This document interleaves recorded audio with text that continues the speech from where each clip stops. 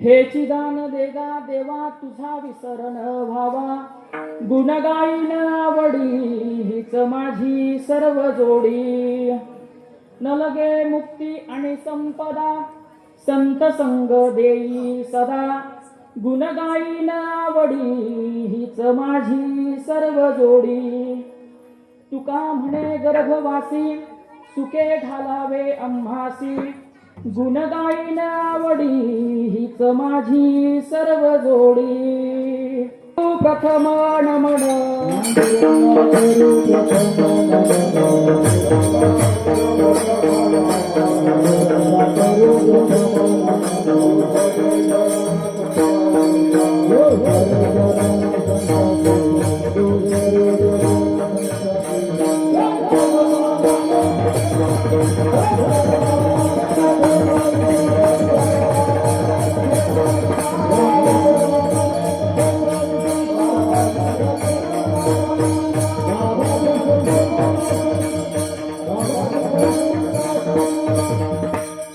महायोग पीठे तटे भीमरत्या, वरं पुंडरीकाय दातुं मुनींद्रे.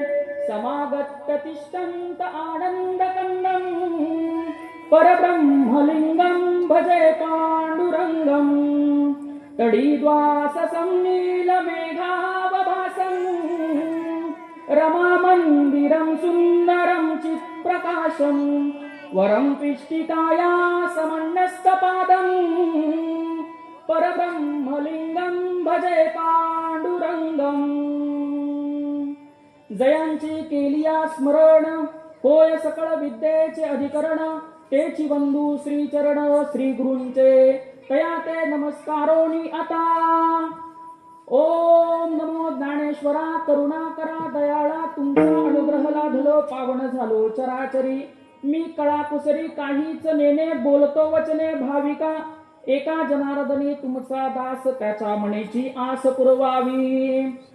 ओम नमो सद्गुरु तुकया ज्ञान दीपा. ओम नमो सद्गुरु सचितानंद रूपा. ओम नमो सद्गुरु भक्त कल्याण मूर्ती. ओम नमो सद्गुरु भास्करा पूर्ण कीर्ती. ब्रह्मानंदं परमसुखदं केवलं ज्ञानमूर्ति. द्वन्द्वातीतं गगनसदृशं तत्त्वमस्यादिलक्ष्यम्. एकं नित्यं विमलमचलं सर्वधी साक्षिभूतं. भावातीतं त्रिगुणरहितं सद्गुरु तं नमामि. ओम रक्तांग रक्तवर्ण पद्मनेत्र सुहासवदनं कंठाटोपी च माला दंडकमंडलधर कटयांकर रक्षक त्रैगुण्यरहित त्रैलोक्यपालक विश्वनायक भक्तवत्सल कलियुगे श्री स्वामी समर्थ अवतारधारक पाहि मां पाहि मां पाहि मां. सिंदूरारुण विग्रहा त्रिनयना मालिक्य मौली स्फुरतं. तारानायक शेखरा स्मितमुखी मापीन वक्षोरुहां. पाणिभ्यामलिपूर्ण रत्न चषकं रक्तोत्पलं बिभ्रति. सौम्या रत्न घटस्थ रक्त चरणा ध्यायेत् पराम् अंबिकाम्.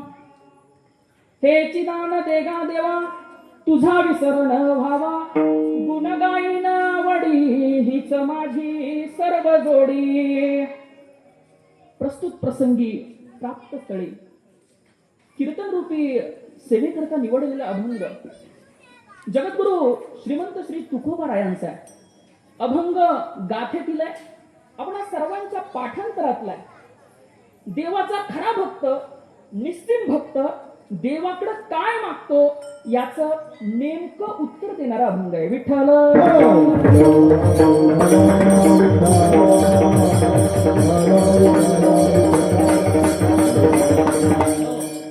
कशाच्या निमित्ताने कीर्तन आहे आपण सर्वांना विदित आहे. आपल्या देशामध्ये सगळीकडे फोडाफोडीचं राजकारण चालू असताना पिढ्यानं पिढ्या सत्ता सांभाळणं ही अत्यंत दुर्मिळ गोष्ट आहे.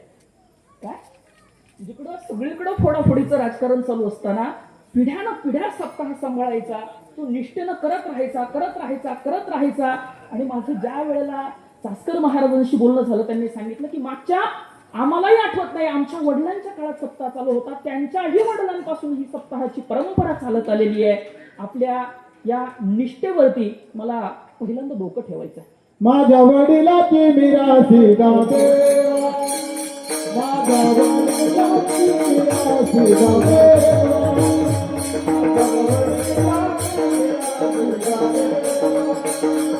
माझ्या वडिलाची मिरासी गावे, तुझे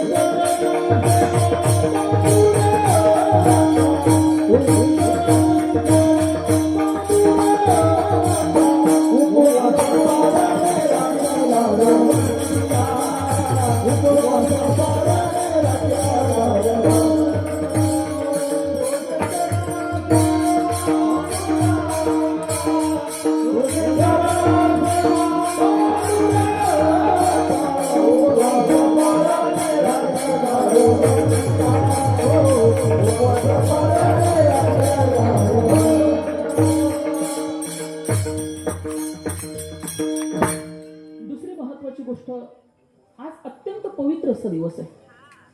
आज देवशयनी एकादशी, तिला आपण आषाढी एकादश म्हणत असतो.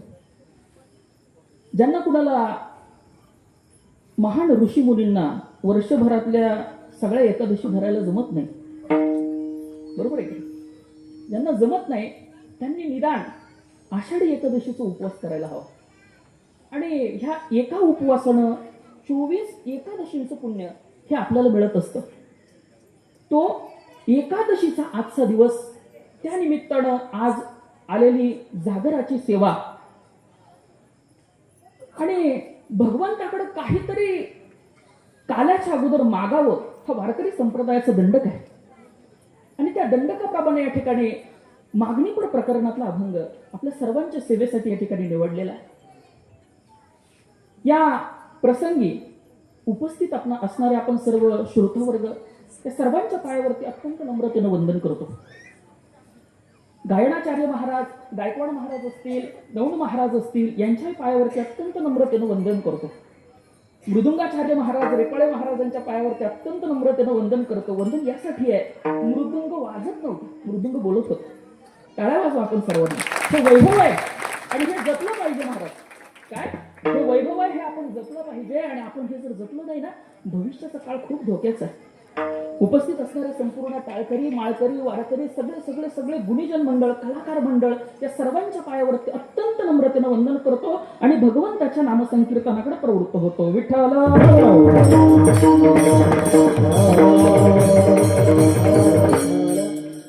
हे चिदान देगा देवा, तुझा विसरण व्हावा, गुण गाईन आवडी हीच माझी सर्व जोडी, लगे मुक्ती आणि संपदा संत संग देई सदा, गुण गाईन आवडी हीच माझी सर्व जोडी, तुका म्हणे गर्भवासी सुखे घालावे आम्हासी, गुण गाईन आवडी हीच माझी सर्व जोडी. अभंग तुकाराम महाराजांचा आहे. अभंगामध्ये तुकाराम महाराजांनी देवाकडे काय केली आहे? मागणी केलेली आहे. मागणीमध्ये तुकाराम महाराजांनी खूप साध्या साध्या गोष्टी मागितल्या. तुझा विसर पडू देऊ नको, त्यासाठी मी तुझ्या गुणांचं गायन करत राहील, तुझ्या रूपाचं गायन करत राहील. मला संतांची संगत दे, मला सत्ता नको, मला संपत्ती नको, मला तुझा मोक्ष सुद्धा नको. मला काय हवी असेल तर ती संतांची संगत हवी आहे. आणि यासाठी मला गर्भवास जरी भोगावा लागला, त्याच्या यातना जरी मला भोगाव्या लागल्या, तरी ते भोगण्यासाठी मी तयार आहे. विठ्ठल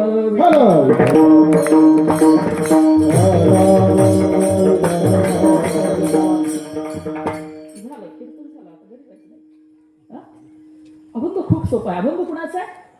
तुकोबारायांचा. आपण सगळ्यांनी असं प्रश्नांची उत्तर पटापटा दिली, आपलं कीर्तन व्यवस्थित पद्धतीनं लवकरात लवकर संपणार. आणि तुम्ही जोपर्यंत उत्तर देत नाही तोपर्यंत महाराज पुढे जाणार नाही. म्हणून आपण सर्वांनी असं खेळीमेळीच्या वातावरणामध्ये हे कीर्तन पार पाडायचं आहे, बरोबर. आणि जिथं जिथं जिथं जिथं जिथं जिथं विठ्ठल विठ्ठल भजन होईल, तिथं आपण अत्यंत व्यवस्थित पद्धतीनं टाळी वाजवायची आहे. तुम्ही फार प्रेमानं टाळी वाजवतात, माझे गुरुवर्य भाग्यवंत महाराज असं म्हणत असतात की तुम्ही इतकी प्रेमानं टाळी वाजवतात, इतकी प्रेमानं टाळी वाजवतात की ती शेजारच्याला सुद्धा ऐकू जात नाही. इतकी प्रेमानं वाजवतात. हा, म्हणून आपण टाळी वाजवत असताना अशी वाजवायची, आपल्या शेजारच्या माणसाला ऐकू गेले पाहिजे. हातावरती हात आदळल्यानंतर झटका बसला पाहिजे. कारण हे ॲक्युप्रेशरचं सायन्स आहे महाराज. तुमच्या पुढे मी उभा आहे ना, MSc ऑर्गॅनिक केमिस्ट्री शिकून भारतातली नामांकित कंपनी सन फार्मा याच्यामध्ये मी काम करतो. मला तुम्हाला माझं शिक्षण आणि मी कोणत्या कंपनीत काम करतो हे सांगायचं नाही, पण वारकरी संप्रदायामध्ये अडाणी लोकांचं काम आहे आणि ह्या बाबा लोकांचा धंदा आहे, असा आमच्या तरुणांचा समज होत चालला बघा. काय असा आमच्या पोरांचा समज होत चालला. तो बाजूला ठेवा. हा संप्रदाय पहिल्यापासून विज्ञाननिष्ठ होता, तो शेवटच्या श्वासापर्यंत विज्ञाननिष्ठ राहणार आहे. फक्त समजून घ्यायला आम्ही कमी पडतो, इतकंच काय ते. म्हणून जिथे जिथे भजन होईल तिथं प्रेमानं टाळी वाजवायची. फक्त प्रेम जरा जोरात आलं पाहिजे आणि असं असं असं रोगर मारल्यासारखं बसायचं नाही. काय चेहऱ्यावरती स्मित हास्य ठेवायचं आणि आणि कीर्तन अत्यंत रसाळ पद्धतीनं ऐकायचं. विठ्ठल विठ्ठल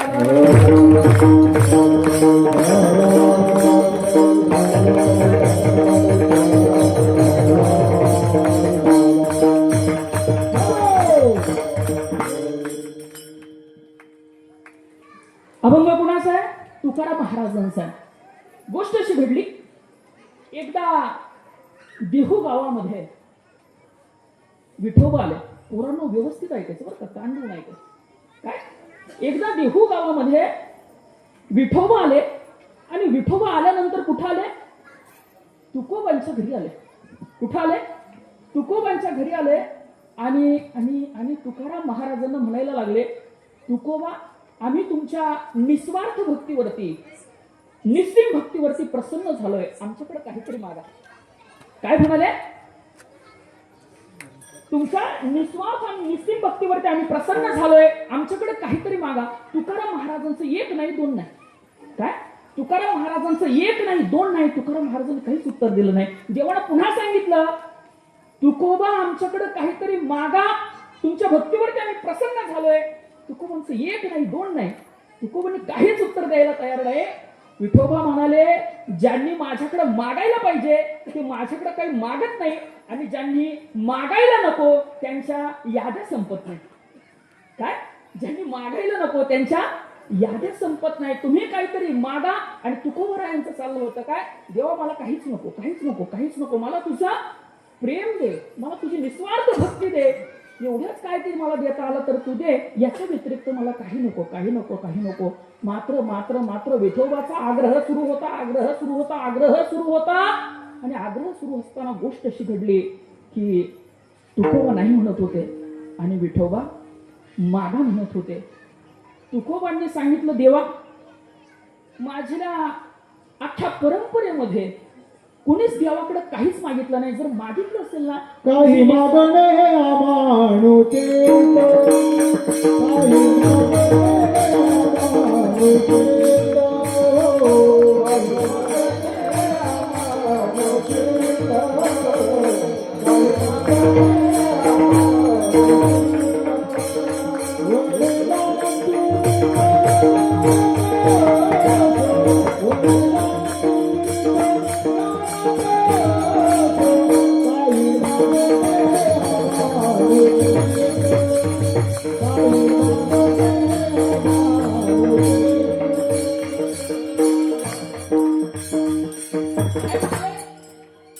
माझ्या वाडवडिलांनी तुमच्याकडे काही मागितलं नाही, मी तुमच्याकडे मागायचं कसं?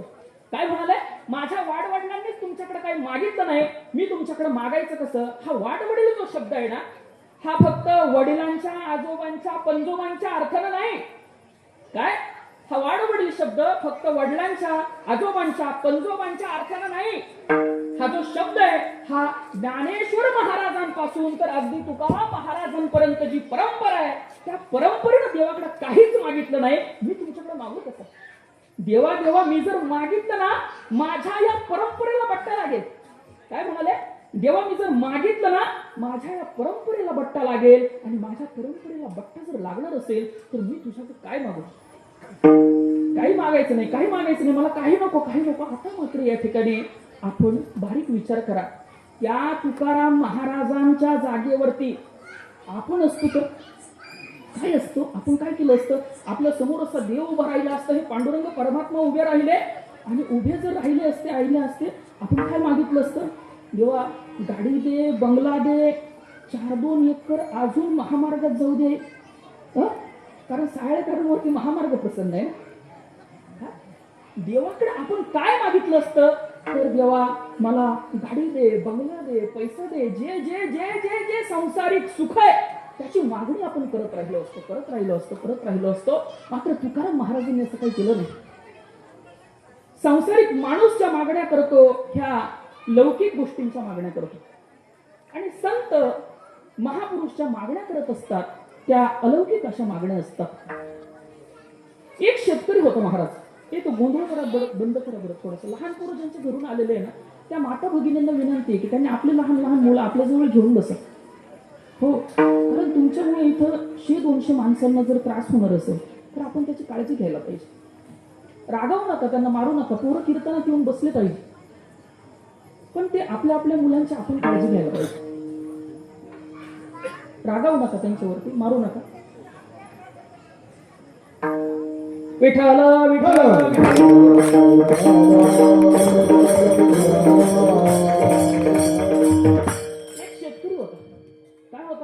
शेतकरी होता आणि शेतकरी सायाळ्याचा होता. कुठला होता? सायाळ्याचा होता. सायाळ्याचा असल्यामुळे ते हुशार होते. काय होते? हुशार होते. आणि देवाची एक गोष्ट लक्षात आली की हुशार असल्यामुळं आता आपल्याला याला जे काही द्यायचंय त्याच्यामध्ये हातचा ठेवावा लागेल. काय ठेवावं लागेल? हातचा ठेवावा लागेल. आणि देवानं सांगितलं, काय सांगितलं? तू जेही शेतामध्ये पिकवशील त्याला उत्कृष्ट असा भाव भेटेल. काय भेटेल? त्याला भाव भेटेल. ती जबाबदारी माझी, तुला उत्कृष्ट पैसे होतील त्याचीही जबाबदारी माझी. मात्र तुला एक गोष्ट करायची आहे. काय? त्याच्यातला निम्मा वाटा मला द्यायचा. काय करायचं? त्यातला निम्मा वाटा हा मला द्यायचा आहे. ठरल्याप्रमाणे ठरलं. आणि आणि आणि आणि आणि पीक पेरण्याची वेळ आली. देवानं सांगितलं जमिनीच्या वरती जे येईल ते मला पाहिजे आणि जमिनीच्या खाली येईल ते तुला ठेवायचं. बारीक ऐकायचं पोरांनी आणि मला उत्तर देत राहायचे लहान लहान पोरांनी. काय सांगितलं? जमिनीच्या वरती जे असेल ते माझं, जमिनीच्या खाली जे येईल ते तुझं. आणि त्या बहादरानं काय केलं माहिती का? त्या वर्षी वावरामध्ये घुंगऱ्या पेरला. काय पेरला? घुंगऱ्या पेरला. घुंगऱ्याला शेंगा अशा वरती येतं का नाही? नाही. कुठे येतात? जमिनीमध्ये येतात. तुम्ही तरी जरा बरं आहे. ज्या वेळेला असं मुंबई भागात कीर्तन होतं ना, इथं लोक काय सांगतात माहिती का? साखर डिमार्ट मधून येते. कुठून येते? साखर डिमार्ट मधून येते. आता खरंच डिमार्ट मधून येते का? नाही, काही नाही. पोरांच्या चुका नाही महाराज, त्यांच्यापर्यंत पोहोचलंच नाही ते. असो. आणि मग ठरल्याप्रमाणे देवाच्या वाट्याला काय आला? पाला आला. आणि अख्ख्या शेंगा कुणाच्या वाट्याला गेल्या? शेतकऱ्याच्या वाट्याला गेला. त्या शेतकऱ्याला त्या वर्षी त्या शेंगांचे खूप चांगले पैसे झाले. आणि चांगले पैसे झाल्यानंतर त्या बहादरानं काय केलं? सायाळ्यामध्ये असा टुमदार बंगला बांधला. काय केलं? सायाळ्यामध्ये टुमदार बंगला बांधला. पुढच्या सीझनला देवानं सांगितलं, आता आपली फसगत झाली, आता आपण एक काम करूया. काय करूया? जमिनीच्या खाली जे येईल ते आपल्याला मागून घेऊया आणि जमिनीच्या वरती जे येईल ते त्याला देऊन टाकूया. सांगितलं. त्या गडानं काय केलं माहितीये का? अख्ख्या वावरामध्ये बाजरी आणि गहू लावली. काय लावली? बाजरी आणि गहू लावली. कणस अशी मुळात येतं का नाही? नाही. कुठे येतात? वरती येतात. त्या बहादराला त्याही वर्षी त्या पिकाचा अत्यंत व्यवस्थित पैसा झाला. आणि त्यानं काय केलं माहितीये? तो जो बंगला बांधला होता का, त्या बंगल्यासमोर चमचमीत कार उभा केली. काय उभा केली? चमचमीत कार उभा केली. देवाला वाटलं आता आपला व्यवहारच तोट्याचा ठरायला लागला. आता आपल्याला जमिनीच्या शेंडाला जाईल तेही आपल्याला पाहिजे, जमिनीच्या मुळात येईल तेही आपल्याला पाहिजे. शेतकऱ्याला सांगितलं ठीक आहे, काहीच हरकत नाही. त्या बहादरानं त्या वर्षी वावरामध्ये मक्याचं पीक घेतलं महाराज. कशाचं पीक घेतलं? मक्याचं पीक घेतलं. मक्याला कणसं अशी शेंड्याला मुळात येतं का नाही? नाही. कुठे येतात? मध्यावरती येतात. देवाच्या वाट्याला शेंड्याचं काय गेलं? तुरा गेला आणि मुळाचं मुळखंड गेलं. अख्खे कणस त्याच्या वाट्याला आले. आणि त्याही वर्षी त्या पैशाचं त्यानं काय केलं असेल तर काही नाही आपला बँक बॅलन्स सुधारून घेतला. काय केलं? आपला बँक बॅलन्स सुधारून घेतला. देव वैतागला आणि देवाला सांगितलं, आता तू वावरामध्ये जेही करशील ते मलाच पाहिजे. तू काही कर आता मी वैतागलो, आता मला काही घेणं देणं नाही. तू वावरात जेही करशील ते काय पाहिजे? मला पाहिजे. त्या बहादरानं त्या वर्षी वावरामध्ये धनशा पेरला महाराज. काय पेरला? धनशा पेरला. तुमच्याकडे धनशाच म्हणतात ना? मग हिरवं खत. हा हा हा, देव तुला लागल ते घेऊन जाय. देव वैतागला, देव वैतागला, देव निघून गेला. देव ज्या दिवसापासून निघून गेला महाराज, त्या दिवसापासून तुम्ही वावरात काही करा, कांदे करा, बटाटे करा, तो गिलके करा, तोंडले करा, काकडी करा, काही करा, 30-40 रुपये किलोच्या वरती भाव भेटत नाही. नाही नाही नाही, वरवर पाहता गोष्ट संपली. पण देवाला असा चष्मा लागलाय तर मला सांगा बरं, देवाला असं दूरचं दिसतं तर जवळचं दिसत नाही. अशी काय अडचण आहे का देवाची? अजिबात अडचण नाही. देव मात्र म्हणत होते की मी विचार करत होतो, यानं पहिल्यांदा माझ्याकडं मागणी केली, याला चांगले पैसे झाले, यानं बंगला बांधला. मला वाटलं आता तरी हा जरा स्थिर होईल, स्थावर होईल, याला पुन्हा चांगले पैसे झाले. यानं काय केलं? त्या बंगल्यासमोर गाडी उभा केली. मला वाटलं आता तरी निदान माझी साधी आठवण तरी येईल.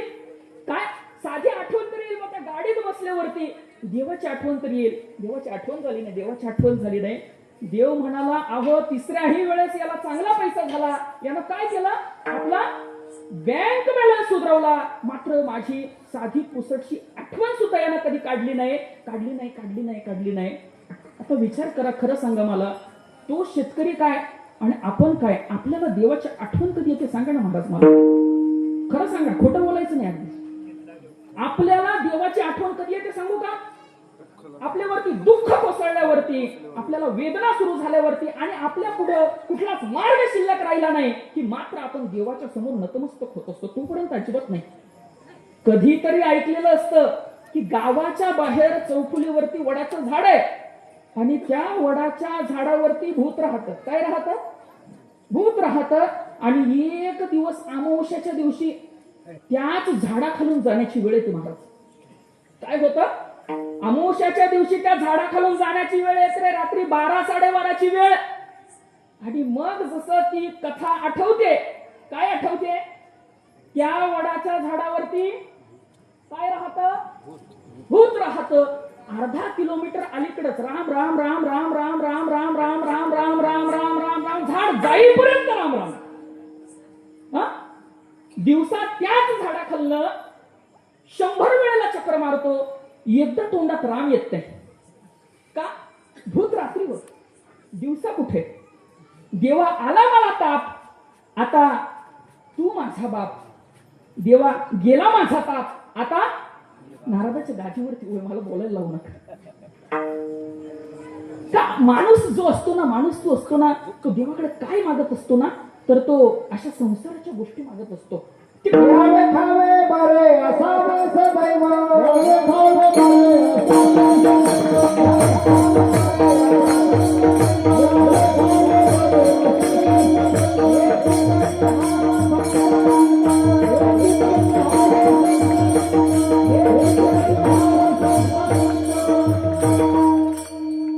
तिकडं भांडण पेटलं.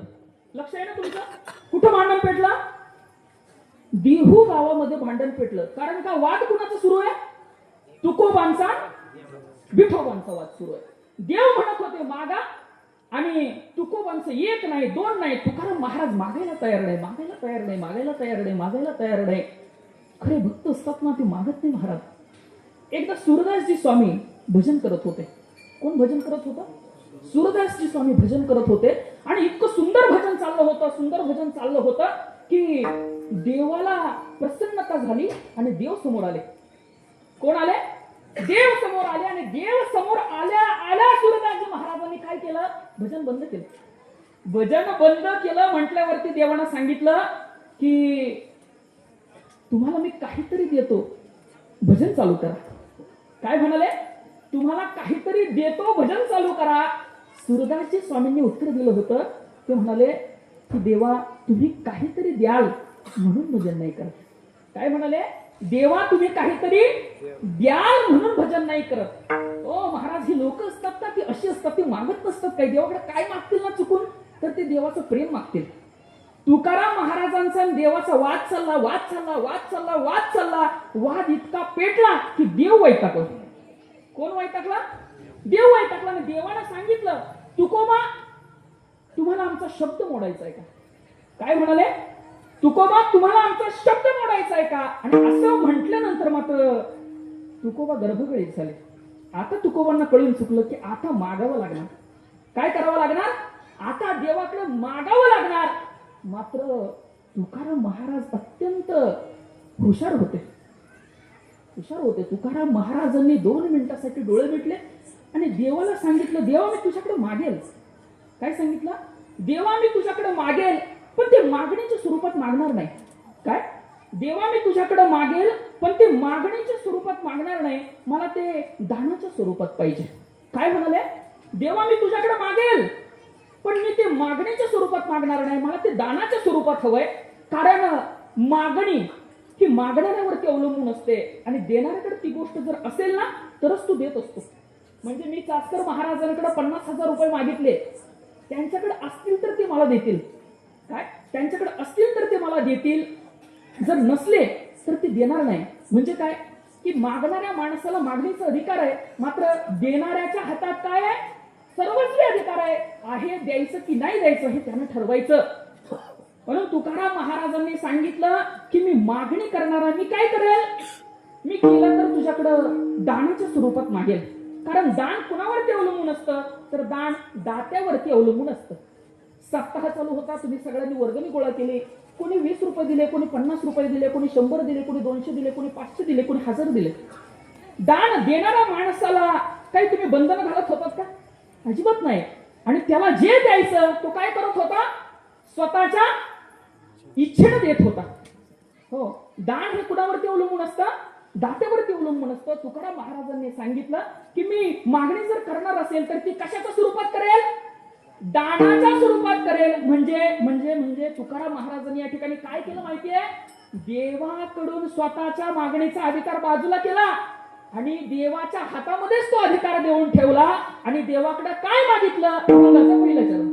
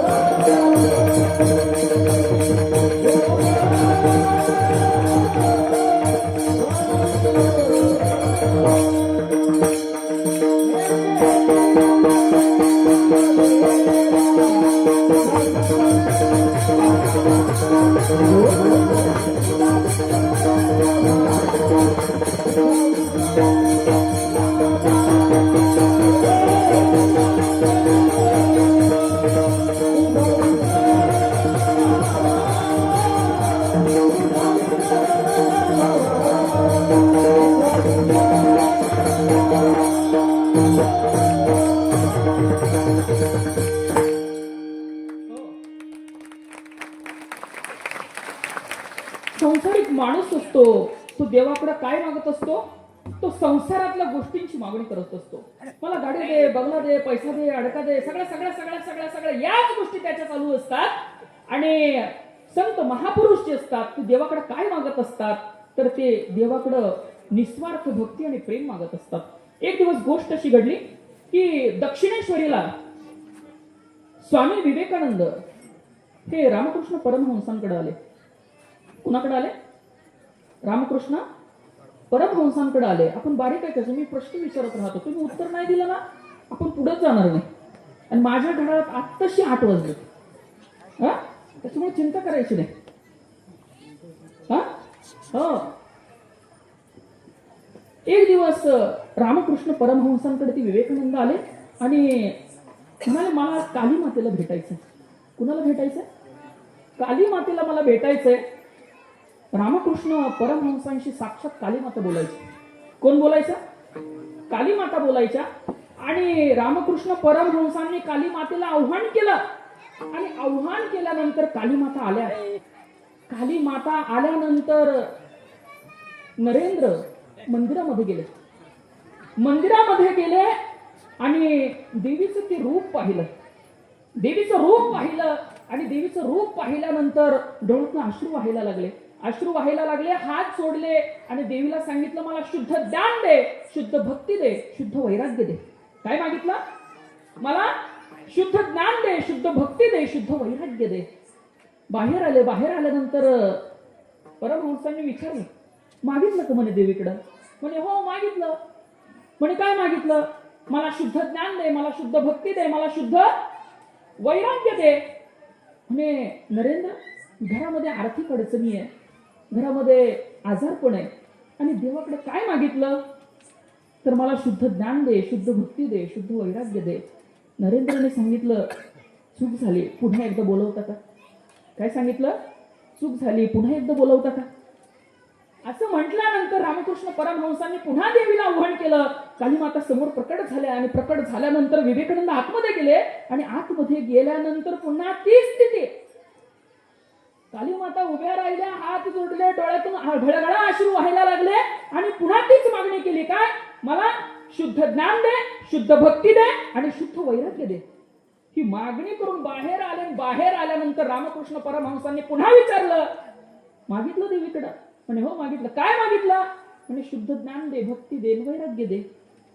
त्यावेळेला रामकृष्ण परमहंसांनी सांगितलं, तुझा जन्म हा संसारिक गोष्टींच्या मागणीसाठी नाही, तर तुझा जन्म हा धर्माच्या कामाकरता. काय? तुझा जन्म कशासाठी आहे? धर्माच्या कामाकरता.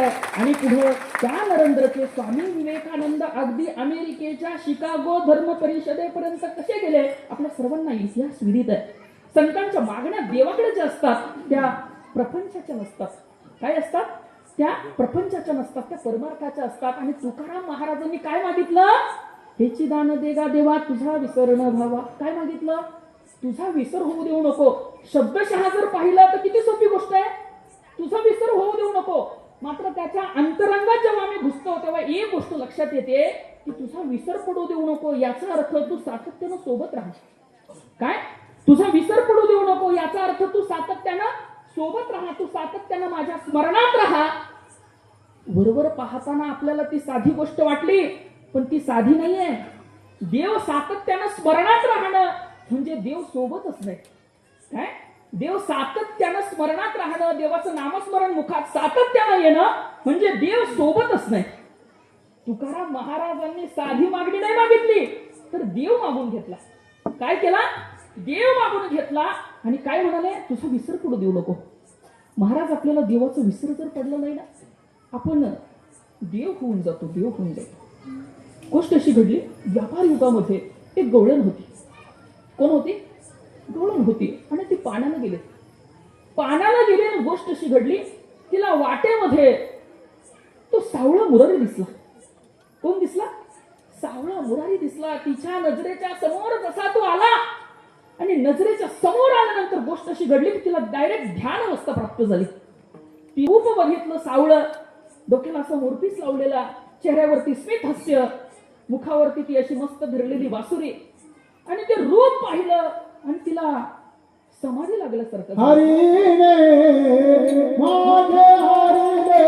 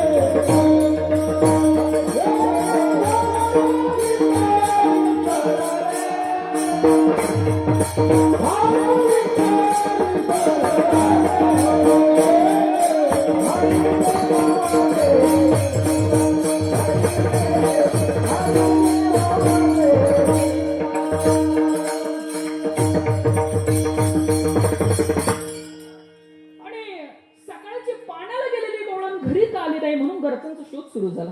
काय सुरू झाला? घरच्यांचा शोध सुरू झाला. कुठे गेले कुठे गेले कुठे गेले कुठे गेले आणि शोधत शोधत शोधत शोधत शोधत कुठे आले? त्या नदीवरती आले आणि तिच्या कमरेवरती ती कळशी आणि स्तब्ध अवस्थेमध्ये ती उभी होती. स्तब्ध अवस्थेमध्ये उभी होती आणि संध्याकाळच्या वेळेला तिला धक्का दिला आणि तिच्या कमरेवरची कळशी पडली. कमरेवरची कळशी पडली आणि गोष्ट अशी झाली, तिला जाग आली आणि जशी ती बाहेर आली, समाधीतून एखादा साधू उठावा आणि देवाच्या दृश्यासाठी तडफडावा अशी ती तडफडत होती. माझा तो जे दृश्य मी डोळ्यासमोर पाहिलं तो कृष्ण कुठे आहे? काय म्हणायला लागली? मी जे ते दृश्य पाहिलं तो कृष्ण कुठे आहे? कृष्ण कृष्ण कृष्ण कृष्ण कृष्ण कृष्ण करत राहिली. इकडं तिकडं शोधत राहिली. कृष्ण भेटला नाही.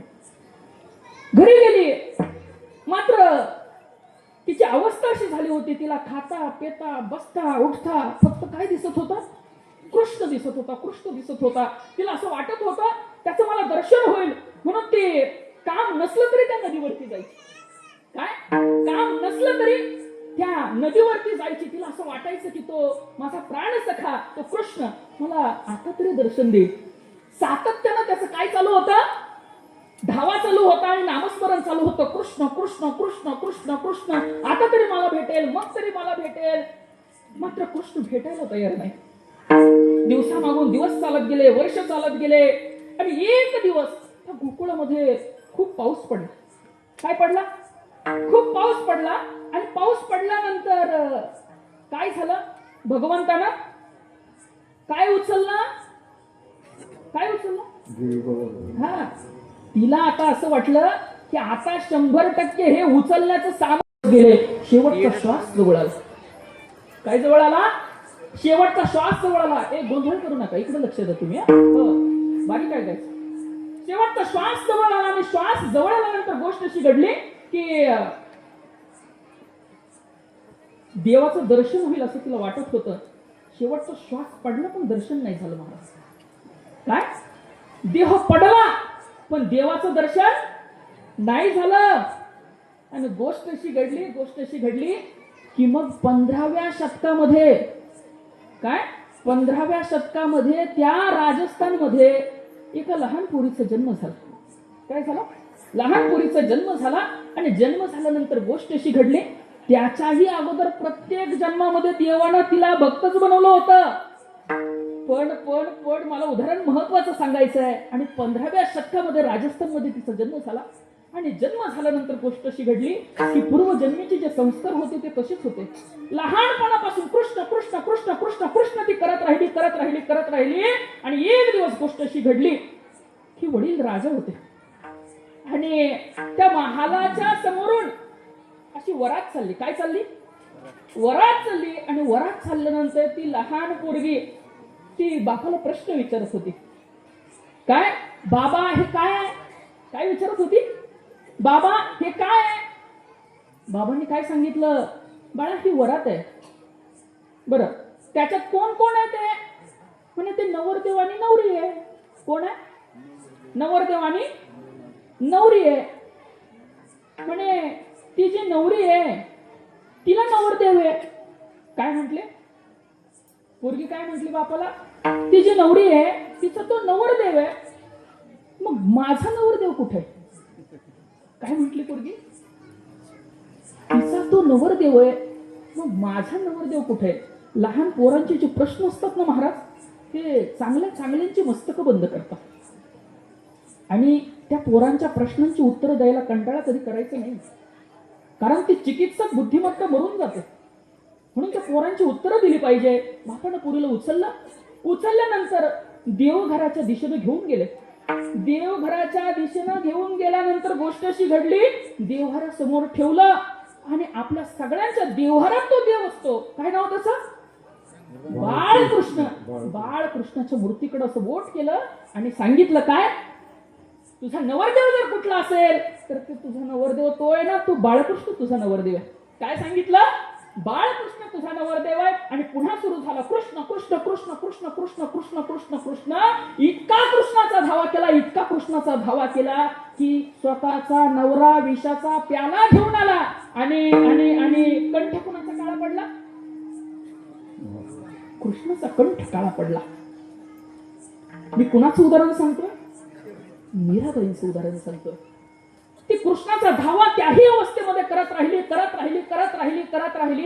आणि कृष्ण कृष्ण कृष्ण कृष्ण करता करता मला पूर्ण कृष्ण कधी भेटतील, कधी माझ्या समोर असं सगून साकार रूप उभा राहिले आणि मी कधी एकदा त्यांचं दर्शन घेईल. करत राहिली अगदी शेवटच्या श्वासापर्यंत करत राहिली. हो, शेवटच्या श्वासापर्यंत करत राहिली आणि गोष्ट अशी घडली, शेवटच्या क्षणाला भगवान कृष्ण स्वतः आले. काय? हो, महाराज देवावरती इतकं प्रेम चढलं होतं ना. कबीरदाजी महाराजांचा एक दोहा आहे, त्यातलं पहिलं चरण आहे. कबीरदाजी महाराज असं म्हणतात की प्रेम गली अति साकरी तामे दोन समाय. इतकंच घ्या. काय? प्रेम गली अति साकरी तामे दोन समाय.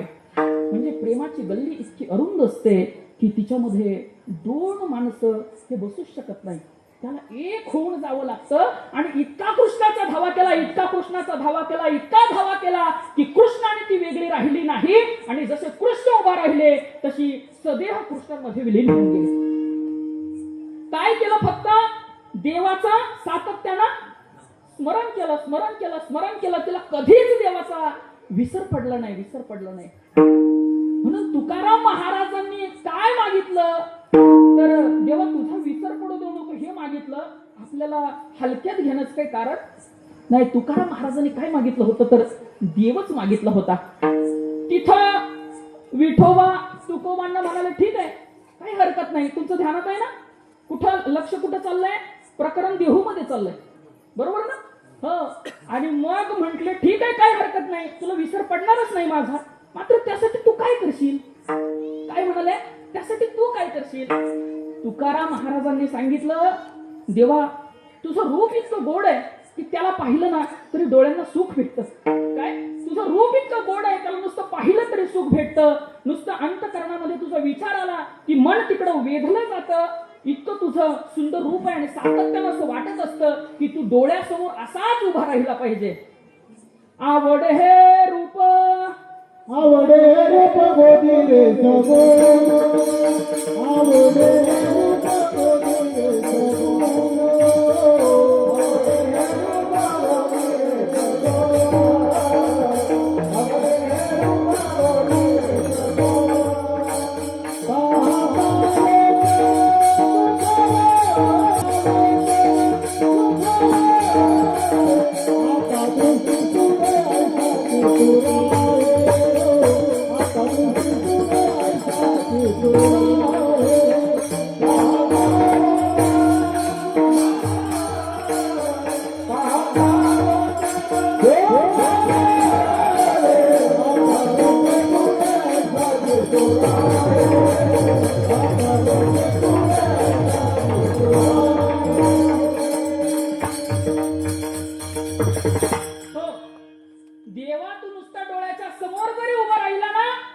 काही नाही, मन संतृप्त होतो, तुझ्याकडे ओढला जातं.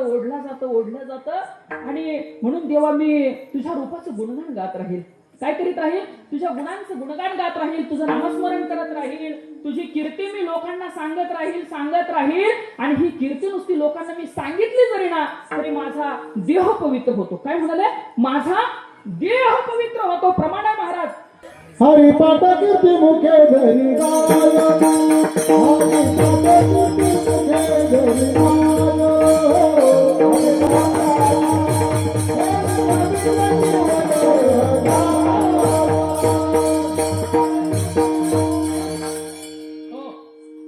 हरिपाठ कीर्ती मुखे जरी गाय पवित्रची होय देह त्याचा तपाचे सामर्थ्य तापिंडला अमूप चिरंजीव कल्प वैकुंठी नांदे. काय होता हरीची कीर्ती नुसती मुखानं गायली पवित्र होतो देह.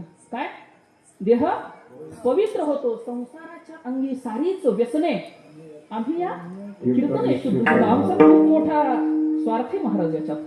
काय लोक सुधरतील नाही सुधरतील पण या कीर्तनानं आम्ही शुद्ध होत जातो. काय आम्ही शुद्ध होत जातो आणि देवाची तुझी कीर्ती मी लोकांना सांगत राहील गुणगान गात राहील तुझं नामस्मरण करत राहील आणि याच्यातच मला माझ्या संपूर्ण आयुष्याचं काय दिसतं सुख दिसतं. काय दिसतं याच्यातच मला संपूर्ण आयुष्याचं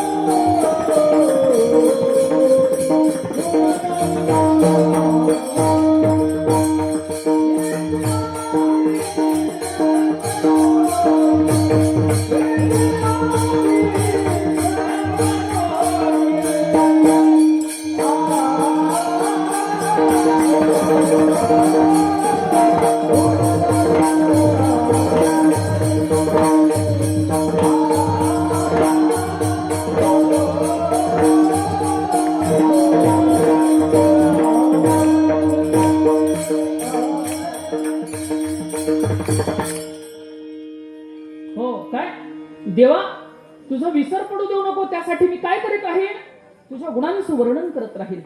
आणि मग देव असं त्या देहूमधून निघायला लागले. काय करायला लागले देव देहूतून निघायला लागले. आणि मग तुकाराम महाराजांनी अडवलं. काय म्हणाले देवा आता कुठं निघाले थांबा. आता काय आता कुठं निघाले आता थांबा. मला याच्याबरोबर अजून काही गोष्टी मागायच्या. काय म्हणाले याच्याबरोबर मला अजून काही गोष्टी मागायच्या आहेत. विठोबा म्हणाले तुम्हाला आता काय मागायचं. काय म्हणाले आता काय मागायचंय असं म्हटल्यानंतर तुकाराम महाराजांनी सांगितलं मला तुझा पैसा अडका लागत नाही. काय तुझा पैसा अडका लागत नाही. तुझी ती मोक्षाच्या मोठ्या मोठ्या व्याख्या करून ठेवल्यात मला तो सुद्धा लागत नाही. मला काय पाहिजे असेल ना मला संतांची संगत दे. काय सांगितलं मला संतांची संगत दे. कारण काय माहितीये संतांची संगत कशासाठी माणसाचा संतांच्या संगतीनं आचार बदलतो विचार बदलतो ज्ञानाची प्राप्ती होते आणि माणूस परमार्थाच्या प्रकाशाच्या वाटेनं चालता होतो. लक्षात घ्या काय संत भेटल्यानंतर काय होतं माणसाचा आचार बदलतो विचार बदलतो ज्ञानाची प्राप्ती होते आणि माणूस परमार्थाच्या प्रकाशाच्या वाटेनं चालायला लागतो. संतन के संग लागले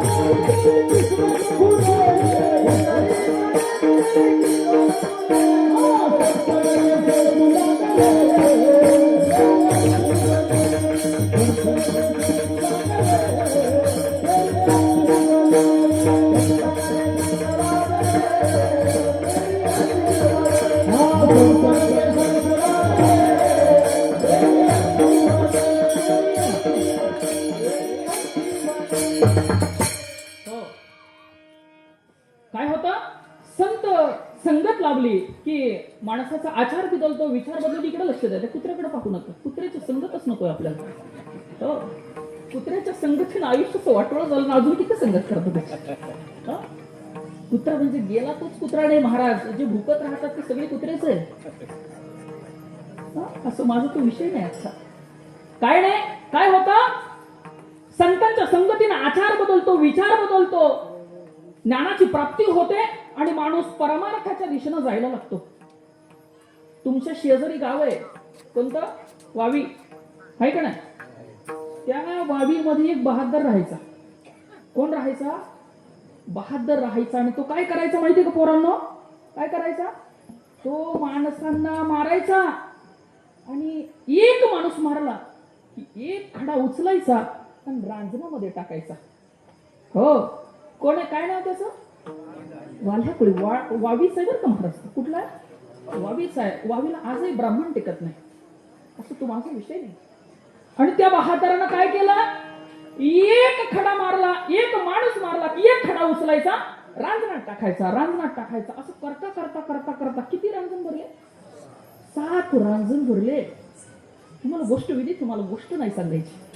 काय गोष्ट तुम्हाला सर्वांना माहिती आहे. पण मात्र त्या ठिकाणी गोष्ट अशी घडली की ज्या वेळेला नामधारक माणूस तिथं आला आणि स्मरण चालू होतं, नारायण नारायण नारायण नारायण, आणि ते नामस्मरण चालू असताना तो तिथं आला आणि गोष्ट अशी घडली की सत्पुरुषाचं दर्शन झालं, संतांचं दर्शन झालं.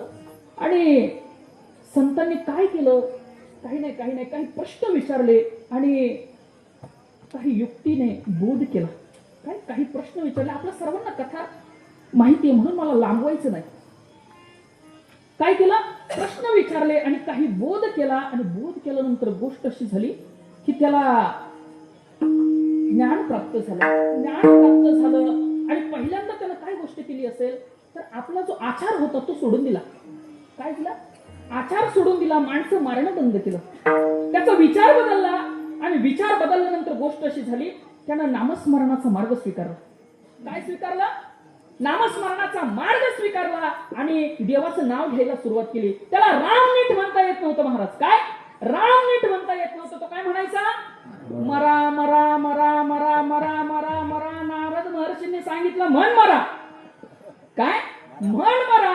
मरा मरा मरा मरा मरा मरा मरा म्हणता म्हणता कधी राम झालं त्याला कळालं नाही. आणि त्या वाल्याचा कोण झाला? वाल्मिकी झाला. गोष्ट काय घडली? फक्त संतांचा सहवास लाभला, संतांनी ज्ञान दिलं, बोध करून दिला आणि त्याचा आयुष्याचा उद्धार झाला. साधू बोध झाला, तो नुरोनिया ठेला, काळीच मुराला अनुभवे. साधूचा बोध असा असतो.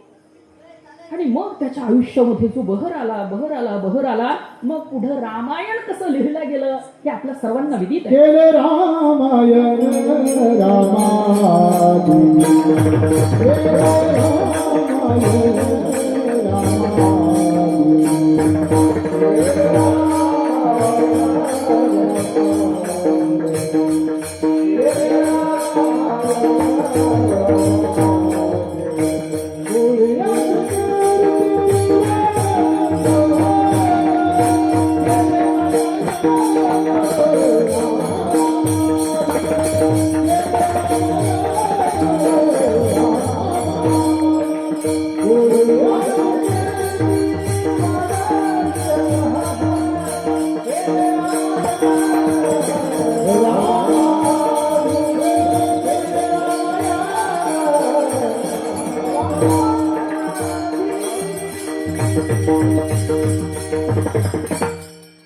हो, असाच एक माणूस अजून होता आणि तो माणूस तर त्या वाल्यापेक्षा डेंजर होता.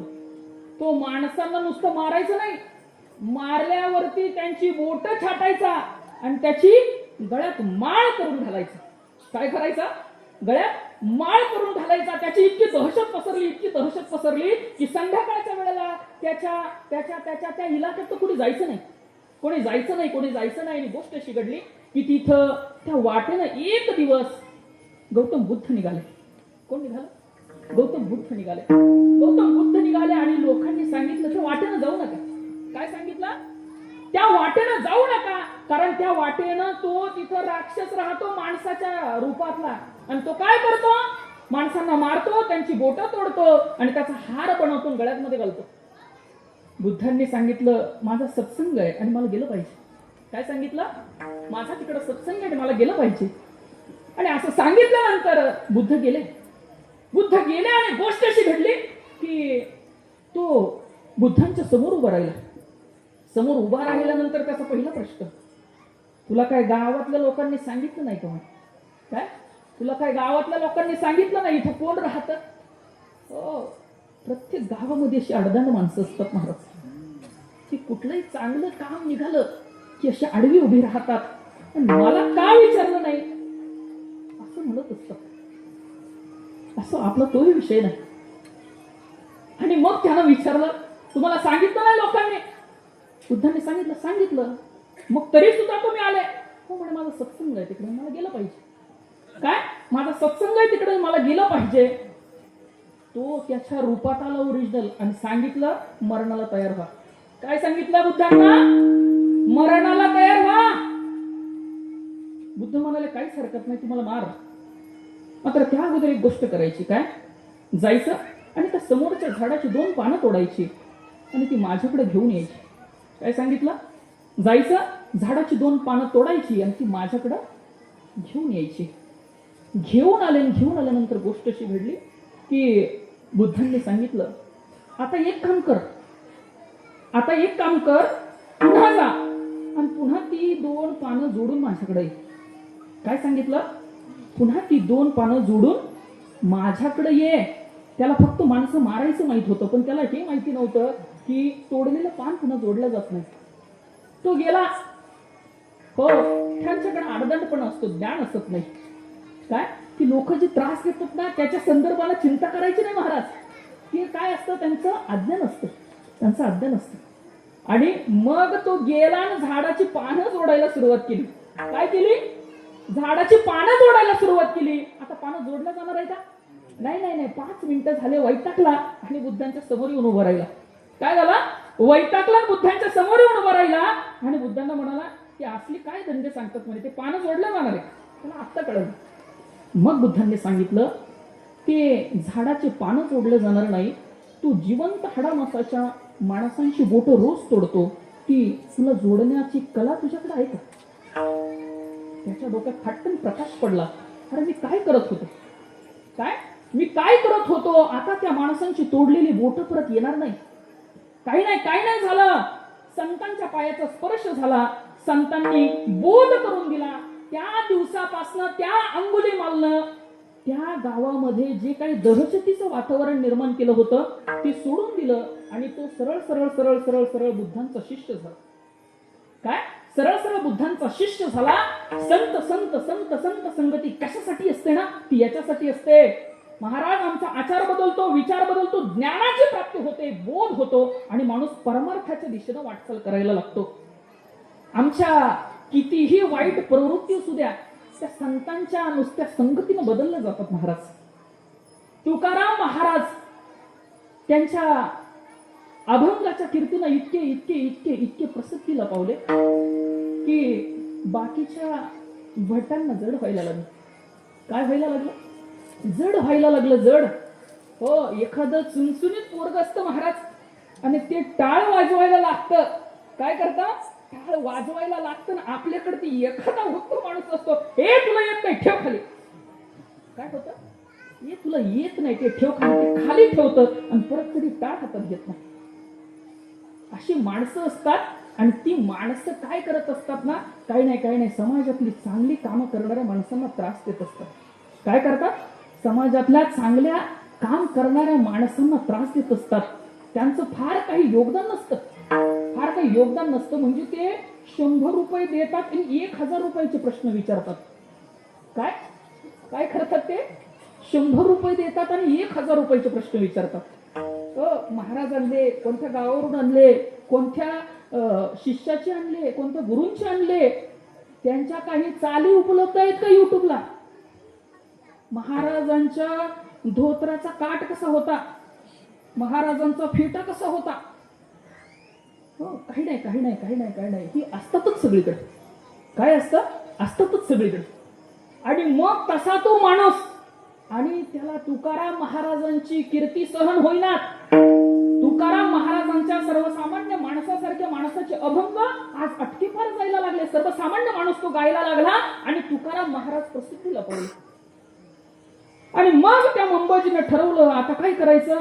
काही नाही विरोध करून बघितला. तुकाराम महाराजांना फरक पडेना. अनेक वेळेला अगदी ओल्या काठीने मारलं, पण तुकाराम महाराजांना काही व्हायला तयार होईना. मग आता करायचं काय. म्हणे विरोध करून बघितला ना, आता याला फरक पडला नाही. आता एक काम करू, याला बदनाम करू.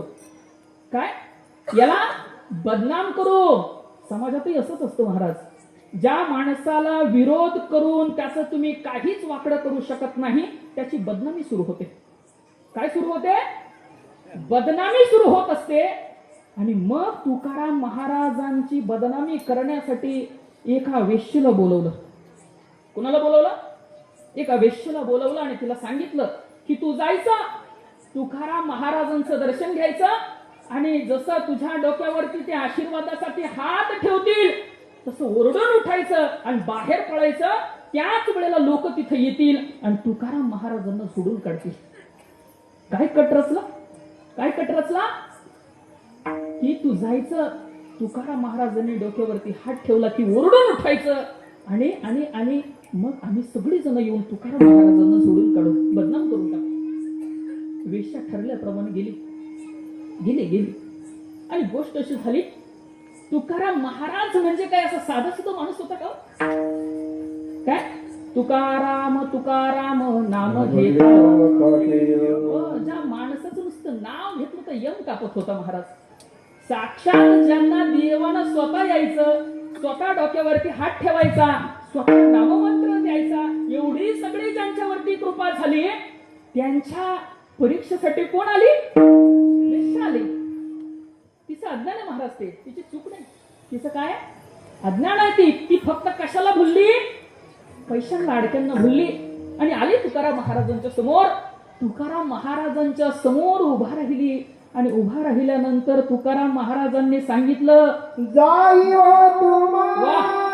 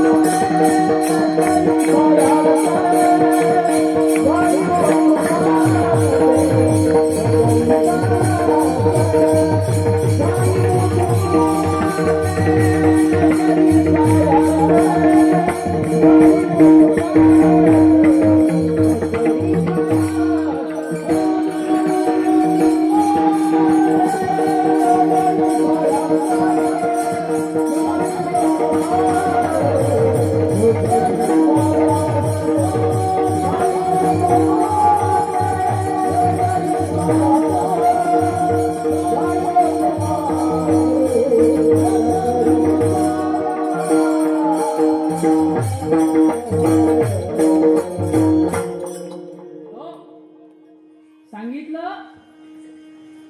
पर नारी आमच्यासाठी रुक्माई सारखी आहे. काय सांगितलं, पर नारी आमच्यासाठी रुक्माई सारखी आहे. तुम्ही परत जा, तुम्ही प्रयत्न करू नका. काय सांगितलं, तुम्ही प्रयत्न करू नका. आणि तुकाराम महाराजांचे ते धारदार शब्द अंतकरणातून निघाले आणि त्या वेश्येचं मतपरिवर्तन झालं. काय झालं? मतपरिवर्तन झालं. तुकाराम महाराजांची वाट लावायला आली होती, मात्र मात्र मात्र तुकाराम महाराजांची सेवक बनून बसली. काय झाली? तुकाराम महाराजांची सेवक बनून बसलेली गोष्ट अशी घडली की ती वेश्या होती. तिला वाटलं, तिला सांगितलं की आजपर्यंत माझ्याकडे लोक आले ना फक्त वासनेच्या भुकेनं आले. कशासाठी आले? वासनेच्या भुकेनं माझ्या शरीराची लचके तोडण्यासाठी आले. मात्र मला पहिल्यांदा आयुष्यामध्ये माय म्हणून जर कोणी बोलवलं असेल तर ते तुकाराम महाराजांनी बोलवलं. काय म्हणाले?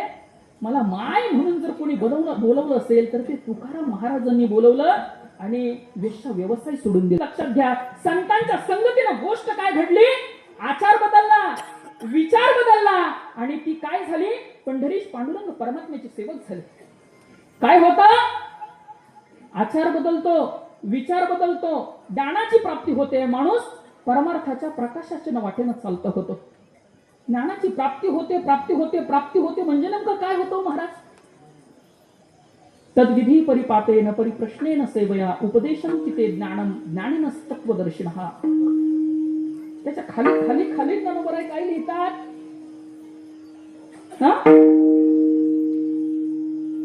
तेथ ज्ञान पैगा बरवे जरी मणी आखी आणावे तरी संताया भजावे सर्वस्वेशी. जे ज्ञानाचा करुठा तेथ सेवा हा दारवंटा तो स्वाधीन करी सुभटा वळगुणे. तरी तनु म्हणू जीवे चरणासी लागावे अगरवता करावे दास्य सकळ. मग अपेक्षित जे आपुले तेही सांगती पुसले तेने अंतकरण बोधले संकल्प नाही. तेथ ज्ञान पैगा बरवे जरी मणी आठी आणावे तरी संताया भजावे सर्वस्वीशी. दानवराय बोलताय, ज्ञानाची प्राप्ती करून घ्यायची असेल ना तर संतांच्या पायावरती गेलं पाहिजे. कुणाच्या पायावरती गेलं पाहिजे? संतांच्या पायावरती गेलं पाहिजे. कारण खरं ज्ञान कोण देतील तर ते संत देतील. हो, महाराज अंगारे धुपारे देऊन लोकांना चमत्कारानं भुलवणारे संत नाहीत. काय? अंगारे धुपारे देऊन लोकांना भुलवणारे संत नाही. ते तुम्हाला काय देतील तर ते तुम्हाला नामाचं साधन देतील. मेहनती काही ताना दोना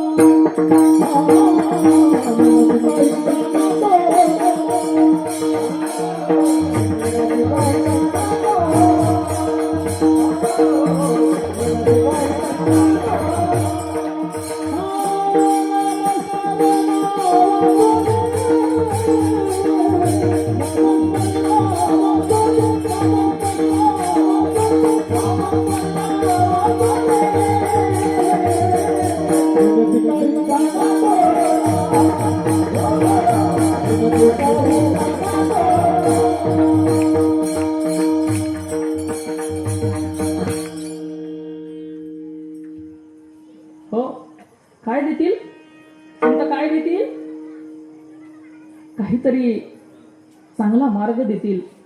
आणि ते जे ज्ञान असेल ते ज्ञान असं तसं असणार नाही. ते आत्मज्ञान असेल. ते काय असेल? ते आत्मज्ञान असेल. आत्मज्ञान म्हणजे काय? आत्म्याचं ज्ञान. साधं अर्थ घ्या. आत्मज्ञान म्हणजे काय? आत्म्याचं ज्ञान. तो परमेश्वर आणि मी काही वेगळं नाही. तो हा विठ्ठल बडवा आम्ही म्हणतो ना, तो हा, तो हा. आम्ही फक्त भजन म्हणत राहतो पण त्याच्या गुणार्थाकडे कधी जात नाही. तो हा, तो हा, तो हा विठ्ठल बडवा. तो आणि हा विठ्ठल काही वेगळा नाही असं म्हणायचंय त्यांना. म्हणजे तो वरती असणारा आणि आतमध्ये त्याचंच रूप आहे. हे ज्ञान जो प्राप्त करून देतो ना ते संत असतात. कोण असतात? ते संत असतात. वासासी जीर्णानि यथा विहाय नवानि गृह्याति नरोपरानि तथा शरीरानि विहाय जीर्णा नन्याति सय्याति नवानि जहि. जिसे शस्त्र काटे न अग्नि जलाए गलाए न पानी न मृत्यु मिटाए यही ज्ञान हरि ने अर्जुन को सुनाया यही ज्ञान ऋषियों ने वेदों में पाया मैं वही सचितानंद मरात्मा हो. तो ते सांगून देतो आपल्याला काय की तू कोण आहे? त्या परमेश्वराचा अंश आहे. कोण आहे? मी वासुदेव तत्वता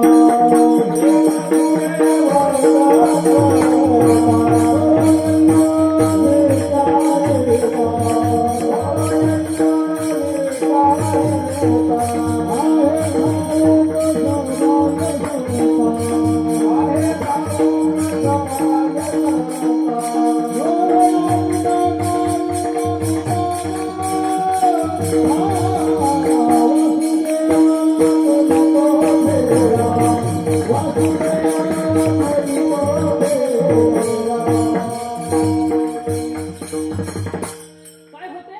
ज्ञानाची प्राप्ती होते आणि त्याने अंतकरण आत्मज्ञानाची एकदा का प्राप्ती झाली, तो आणि मी काय हे एकदा का समजलं ना, की मग माणसाला बाकीच्या कुठल्या गोष्टीचं घेणं देणं असत नाही.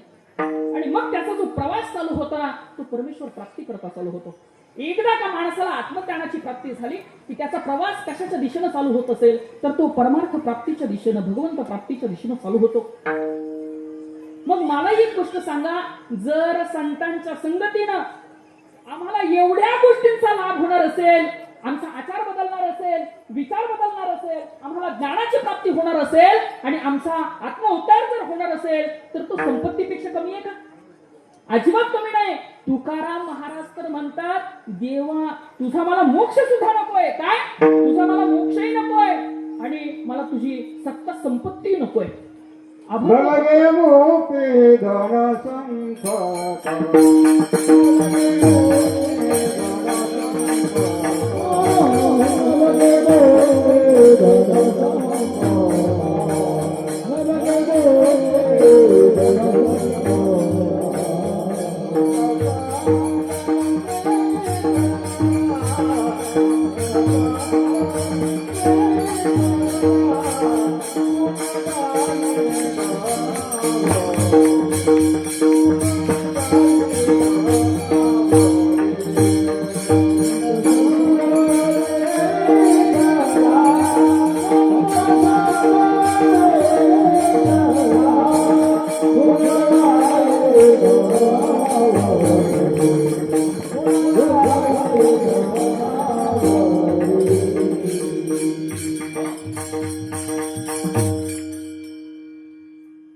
काय? तुझी संपत्तीही नको आणि तुझा मोक्ष सुद्धा नसतो. अभंग फक्त तुकाराम महाराजांचा आणि त्या कीर्तनकार महाराजांसाठी चालू आहे असं घेऊ नका. काय?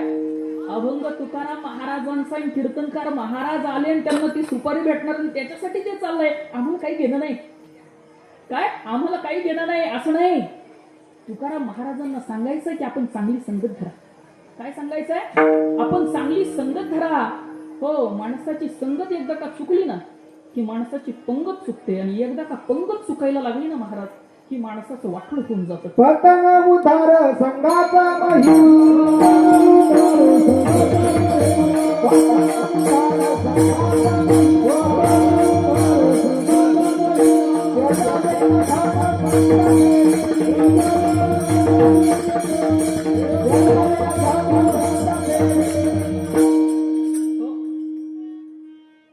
चुकीची संगत धरली ना की आपल्या आयुष्याचं वाटोळ होतं महाराज. एखादा माणूस व्यसन करत असेल आणि त्याच्या संगतीनं दुसराही माणूस व्यसन करायला जर लागला असेल ना तर त्या माणसाला दारू पिऊन त्याचं शरीर जळाल्यानंतर जितका त्रास होत नाही ना त्याच्यापेक्षा शतपटीनं जास्त त्रास त्याच्या कुटुंबाला होत असतो. तो दारू पिऊन त्याचं शरीर जितकं जाळत नाही त्याच्यापेक्षा जास्त त्रास त्याच्या बायकोला विचारा. दारू पिणाऱ्या माणसाच्या बायकोला भेटा आणि तिला बिचारीला विचारा की तुझा त्रास काय. ती सांगेल, मला भाऊबंदांमध्ये नाक काढून वर बोलता येत नाही, मला पाहुणे रावळ्यांमध्ये जाण्याची लाज वाटते. अहो, या माणसाची व्यथा पाहून मला कुणाशी काही बोलू वाटत नाही, कुठं मन रमत नाही, काही करू वाटत नाही. कुणामुळं? त्या दारू पिणाऱ्या नवऱ्यामुळं. त्या दारू पिणाऱ्या माणसाच्या पोराला विचारा, ते पोरग सांगेल. काय सांगेल? मला ज्या वेळेला माझे मित्र चिडवतात ना तुझा बाप दारू पितो त्यावेळेला असं रडू येतं. काय येतं? रडू येतं. एखादा ज्यावेळेस मला म्हणतो ना तुझा बाप दारुडे, तेव्हा मला वाईट वाटतं. मला सांगा ना, त्या माणसाच्या दारू पिऊन त्याचं फक्त शरीर जळालं का माणसांची मनं जळाली? काय जळाली? मनं जळाली. आणि तिचा एखादा फायदा मला सांगा ना. एक सुद्धा फायदा नाहीये. समाजामध्ये आपली अपकीर्ती होते, नातेवाईकांमध्ये आपल्याला नाक राहत नाही, गावामध्ये कुणाशी आपले संपर्क चांगले राहत नाही, आणि तरी सुद्धा आपण त्याला अत्यंत आवडीनं करत राहतो. नका करू महाराज, नका करू, नका करू. हात जोडून विनंती, आज आषाढी एकादशीचा दिवस आहे आणि नारदांच्या गादीवरती उभा आहे. तुम्हा सर्वांना माझी कळकळीची विनंती आहे, तुम्ही कुणासाठी सोडली असेल न सोडली असेल मला माहिती नाही, पण आजपासून आपल्या बायको आणि पोरांसाठी सोडा. काय? आजपासून हे एकादशीच्या दिवशी संकल्प घ्या की आज कीर्तन ऐकलं, आजपासून मी दारूच्या थेंबालाही शिवणार नाही. काय? दारूच्या थेंबाला सुद्धा शिवणार नाही. कारण का?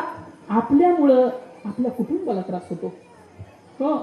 आणि मग मला सांगा तुम्ही, त्या दारू पिणाऱ्या स्त्रीला, नवऱ्याला, तिची जी बायको आहे तिच्याजवळ जा आणि तिला विचारा, निर्व्यसनी असणं जास्त किमतीचं आहे का चांगला आचार असणं जास्त किमतीचं? काय सांगेल ती? चांगला आचार असणं जास्त किमतीचं आहे महाराज. हो, ते अगदी सत्ता संपत्तीपेक्षा हे अत्यंत काय आहे? किमतीचं आहे. एखादा करोडपती माणूस आहे आणि त्याच्या मुलाला जुगाराचा नाद आहे. कशाचा नाद आहे? जुगाराचा नाद आहे. आणि त्यानं करोडची इस्टेट अशी निलाम करून टाकली आणि बापासह अख्खं कुटुंब रस्त्यावरती आणलं. त्या बापाला विचारा ना तुम्ही, चांगल्या वागण्याची किंमत काय आहे आणि जुगार खेळण्याची किंमत काय, कोणतं चांगलं? काय सांगेल तो बाप? बाबा, ते जुगार खेळण्यापेक्षा संतांची संगत शतपटीनं चांगली आहे. काय आहे? शतपटीनं चांगली आहे. म्हणून तुकाराम महाराजांनी काय सांगितलं बाबांनो, तुम्ही विचार करा, चांगली संगत धरा. एक पाण्याचा थेंब असतो, नीट आहे का, बारीक आहे का? एक पाण्याचा थेंब असतो, तो तापलेल्या तव्यावरती जर पडला ना तर त्याचं बाष्पीभवन होतं. काय होतं? बाष्पीभवन होतं. तोच पाण्याचा थेंब नदीमध्ये पडला तर त्याचं तीर्थ होतं. तोच पाण्याचा थेंब जर गटारीमध्ये पडला तर त्याची गटार होते. तोच पाण्याचा थेंब समुद्रामध्ये जर पडला तर त्याचा जलाशय होतो. तोच पाण्याचा थेंब जर स्वाती नक्षत्रामध्ये शंख शिंपल्यांमध्ये पडला तर त्याचा मोती होतो. वरून पडणारा पाण्याचा थेंब सारखाच आहे, तितकाच पवित्र आहे, मात्र त्याला संगत कुणाची लागते यावरनं त्याची किंमत ठरते. त्याला संगत जर तव्याची लाभली तर त्याचं बाष्पीभवन निश्चित आहे. त्याला संगत जर नदीची लाभली तर त्याचं तीर्थ होणं सुद्धा निश्चित आहे. त्याला संगत जर गटारीची लाभली तर त्याचं गटार होणं सुद्धा निश्चित आहे. त्याला संगत जर समुद्राची लाभली तर त्याचं महाशय होणं सुद्धा निश्चित आहे. आणि आणि आणि त्याला संगत जर शंख शिंपल्यांची लागली तर त्याचा मोती होणं सुद्धा निश्चित आहे. काय? त्याचा मोती होणं सुद्धा निश्चित आहे. म्हणून आपण काय करायचंय, काय करायचंय, काय करायचंय? चांगली संगत धरायची. तुकाराम महाराजांचं जे म्हणणं आहे ना ते आपण समजून घ्यायचं. तुकाराम महाराजांनी हेच सांगितलं, काय? या सगळ्या गोष्टींच्या व्यतिरिक्त मला मला मला मला काय प्रिय असेल तर ती संतांची संगत प्रिय आहे. आणि चाही व्यतिरिक्त देवा तुझा मोक्ष सुद्धा नकोय. काय सांगितलं? मोक्ष सुद्धा नकोय. आता म्हणाल तुम्ही मोक्षाची काही गरज नाहीये. म्हणजे जर संतांची संगत मिळणार असेल, देवाचं नामस्मरण सातत्यानं घडणार असेल तर देवा ही सगळ्या सुखाच्या गोष्टी आम्हाला वैकुंठात सुद्धा पाहायला भेटणार नाही. एकदा गोष्ट अशी झाली की कबीरदासजी महाराजांचा शेवटचा क्षण जवळ आला. काय? शेवटचा क्षण जवळ आला. आणि शेवटचा क्षण जवळ आल्यानंतर गोष्ट अशी घडली की कबीरदासजी महाराज रडायला लागले. काय रडायला लागले. त्यांना असं वाटलं की कदाचित कदाचित कदाचित काय शेवटचा क्षण जवळ आला म्हणून रडत असेल. काय म्हणाले? शेवटचा क्षण जवळ आला म्हणून रडत असेल. मात्र कबीरदासजी महाराजांनी सांगितलं की राम बुलावा भेजिया दिया कबीरा रोय, जो सुख सत्संग में होय वो वैकुंठ में ना होय. जे सुख इथं आहे त्या संतांच्या संगतीत आहे ना ते वैकुंठात सुद्धा आहे. आणि म्हणून तुकाराम महाराजांनी काय सांगितलं? काही नाही, काही नाही, काही नाही, मला काय दे, काय दे? संतांची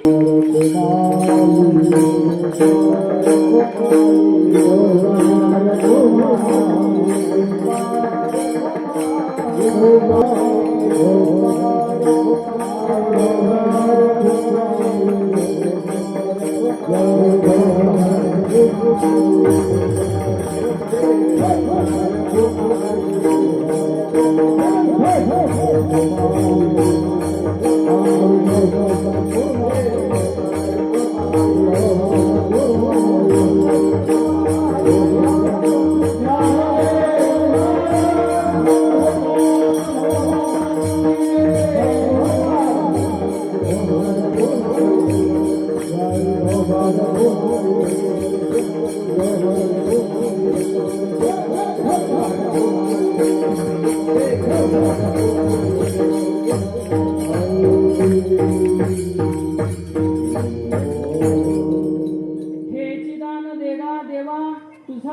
चरण भावा गुण गाईन आवडी हीच माझी सर्व जोडी न लगे मुक्ती आणि संपदा संत संग देई सदा गुण गाईन आवडी हीच माझी सर्व जोडी.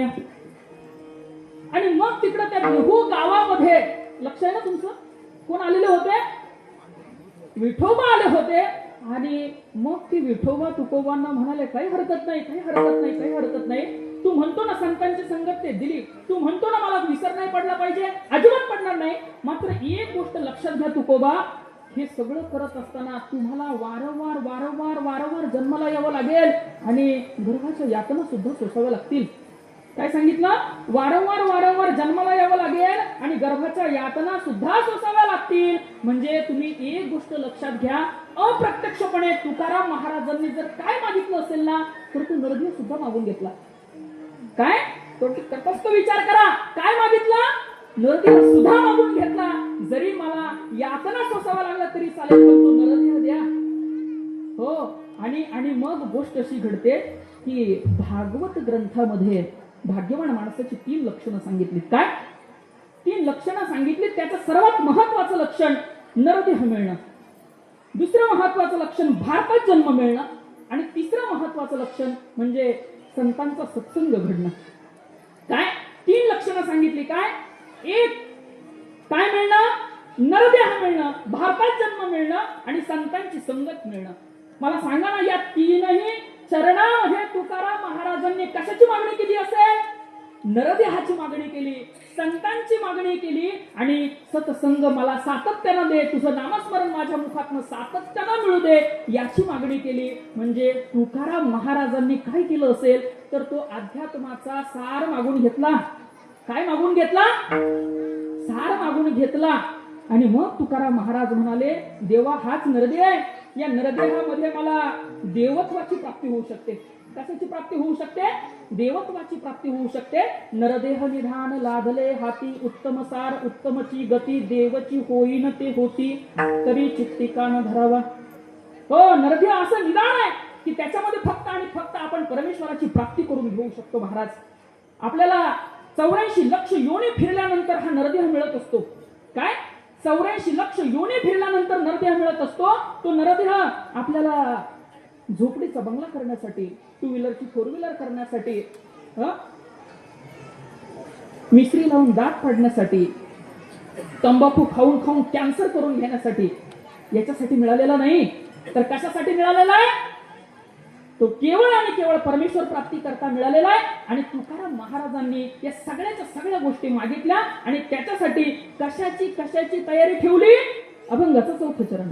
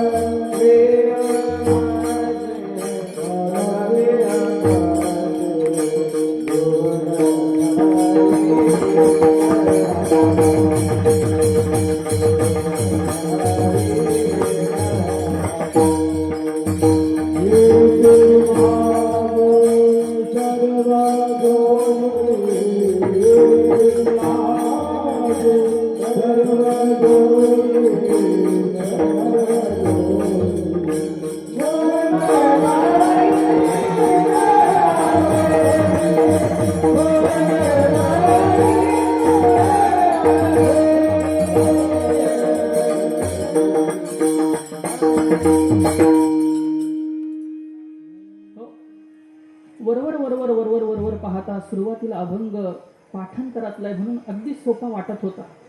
आणि पाठांतरातल्या गोष्टींकडे आम्ही बहुतेक वेळेला दुर्लक्ष करत असतो. काय करत असतो? पाठांतरातलं ना जाऊ द्या. मात्र तुकाराम महाराजांनी काय मागून घेतलं असेल तर अध्यात्माचा सार मागून घेतला होता. म्हणून आजपासून आपण एक करायचंय, अभंगातनं काहीतरी शिकायचं. देवाच्या समोर उभा राहिला ना की संसाराच्या मागण्या करत बसू नका. काय देवाच्या समोर उभा राहिला का संसाराच्या मागण्या करत बसू नका.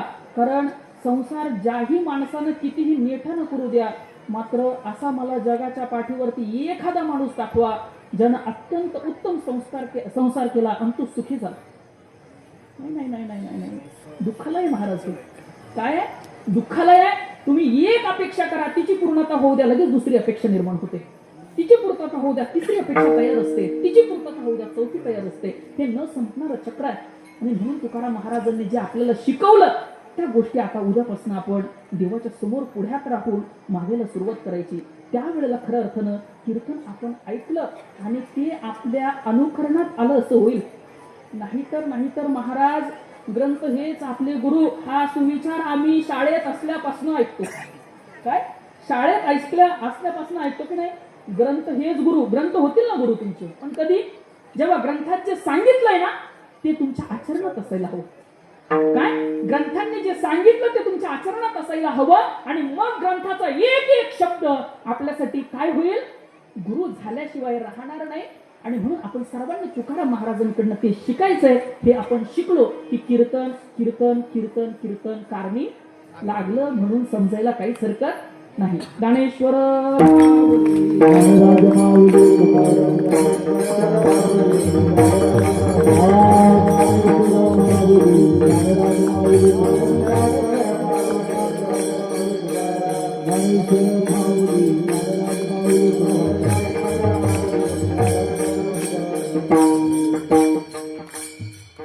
ज्या आयोजकांच्या संपर्काने मी इथं आलो त्या सर्वांचे अत्यंत मनापासून मी आभार मानतो. पंढरीत पांडुरंग परमात्म्याची सेवा करण्याची संधी मला या ठिकाणी आपण सर्वांनी दिली. आणि त्या निमित्तानं मला एकादशीच्या दिवशी पांडुरंगाची सेवा करता आली आणि अभंग तुमच्या समोर ठेवता आला. महाराज तुम्ही आम्ही करते करवितो कोणी नसतो. करते करवितो जर कोण असेल ना ते पंढरीत पांडुरंग परमात्मा आहे. इकडे लक्ष द्या. काय झालं तिकडे बघा बरं. हरकत नाही. जय जय विठ्ठल जय हरी विठ्ठल जय जय विठ्ठल जय विठ्ठल जय जय विठ्ठल